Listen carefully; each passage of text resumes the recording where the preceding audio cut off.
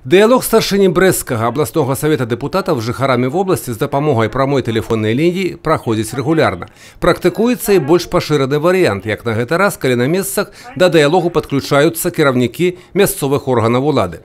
Тэматыка зваротаў самая розная. Шмат пытанняў было па рабоце камунальнай гаспадаркі 47, рамонце жылля, будаўніцтва дарог, добраўпарадкаванні тэрыторый. Жыхарка Брэста звярнулася з просьбай дапамагчы уладкаваць дзіця ў дзіцячы садок па месцы жыхарства, зыходзячы з необходимости по стане здоровья. Почти 2 месяца назад я получила бытовую травму коленного сустава. То есть после декретного отпуска я вышла на свою работу только на 2 дня. За это время была прооперирована в Центральной городской больнице.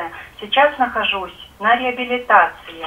Огромная просьба моя заключается в том, чтобы каким-нибудь образом, если, конечно, это будет возможно, попасть в детский сад, который расположен у нас в 20 метрах от подъезда. Даже я на костылях смогу ее туда довести. Это детский сад, школа номер 6.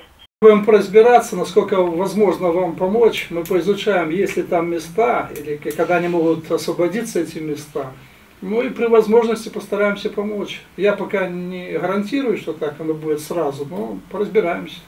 Калі гаварыць аб актыўнасці жыхароў розных рэгіёнаў вобласці, то на гэты раз больш за ўсё тэлефонных злучэнняў было з Брэста. Многія з праблем вырашаліся амаль што аднамомантна. Былі і больш складаныя, якія патрабуюць часу, каб разабрацца ў стане спраў.